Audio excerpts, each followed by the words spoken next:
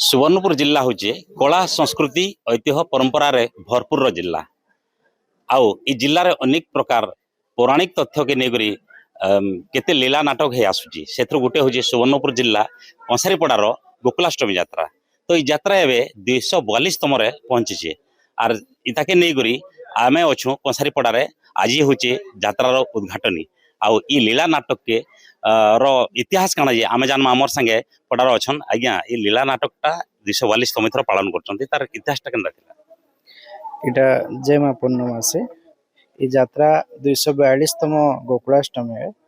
इतार इतिहास के आमे जदि विवेचना करा जिमा तो दयानिधि साहू नामक जने कंसा व्यवसाय से जाइथिले सातकोशिया गंड निकटरे वाणिज्य उद्देश्य सेठारु से फेरिबा समय आम एठारे गोटे पंचविद्या बाड़ी नामक एक बाड़ी पाइथिले जहाँकि से बाड़ी को गोटे लीला माध्यम रे रिप्रेजेंट करबा पई से एठी ताको आनिकी गोटे शाल घर रे ताको रखिथिले। आ से दिनठू आमर एटा माने परंपरा अनुसार सेटा चली आसुची आ आज भी से लीला नाटक चली आसुची।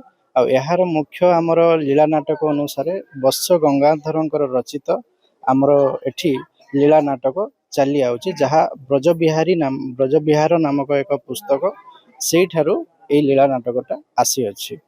आउ ए लीला आज पर्यंत चली आसुची जेते आधुनिक हेले भी से पुरातनटाको आमे बजाय रखिकी आगको बढ़ई चलीछु।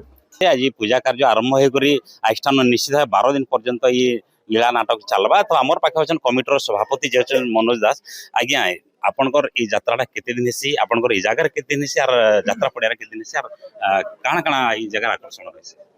जय माँ पूर्णमासी प्रत्येक वर्ष मार्गशीर मास पंचमी रु कृष्ण पक्ष पंचमी रु आमर ये गोकुलाष्टमी यात्रा आरंभ होती आउ एटा बिनका कंसारीपड़ारू माने यही वर्ष नवेम्बर 9 तारिख रु माने आज आरंभ होबाके जाउछे।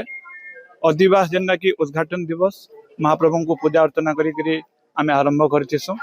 आ एटा 8 दिन पर्यंत हेसी आ 8 दिन पर्यंत आम ए कंसारीपड़ा रे हेसी जेनटा कि आमर कंसारीपड़ा गोटे माने गोटे वृंदावन भली हमको अनुभव हेसी। आ 4 दिन बनदुर्गा पड़िया रे हेसी जेनटा कि जोगेश्वर मंदिर प्रांगण रे आउ सेठारे मध्य ई कृष्णंकर लीला माने गोकुलाष्टमी माने कृष्णंकर बाल्य लीलार सब स्टोरी के आमे नेगिरी एटा रिप्रेजेंट करथिसु। माने कृष्ण बच्छा रखी जायसन बकासुर बच्छासुर अर्घासुर धेनुकासुर प्रलम्बासुर इत्यादि समस्त को बद्ध करा जायतिसी।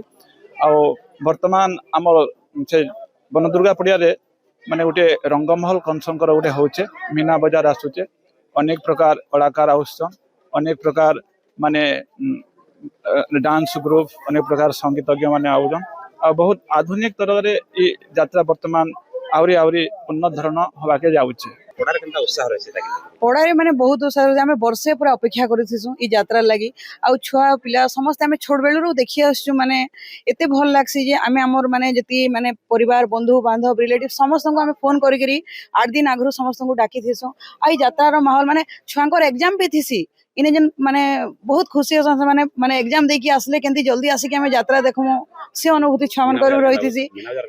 मीना बाजार तो बहुत मजा छुआ माने बहुत माने एंजॉय करसन मीना बाजार रे माने एते खुशी लागसी जे जेंटा कि एटा वृंदावन है आज्ञा कहउतले जेन बनदुर्गा पड़ियाटा माने सेटा मथुरा हिसाब रे रहि जायसी आ बहुत खुशी लागसी।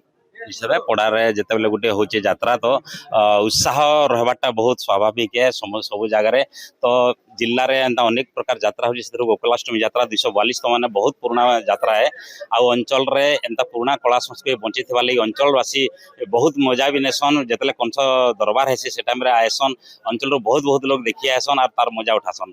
निश्चित भाव जिलार गोटे यही पुराना कला संस्कृति ऐतिह्य के बंचे रखिता गोकुलाष्टमी कार्यकर्ता मान को पड़ावासी को बहुत धन्यवाद एवं तांकर ये यात्रा सुरुखुर केंती आगामी दिन में चलता सेटा नहीं आम आशा रखू।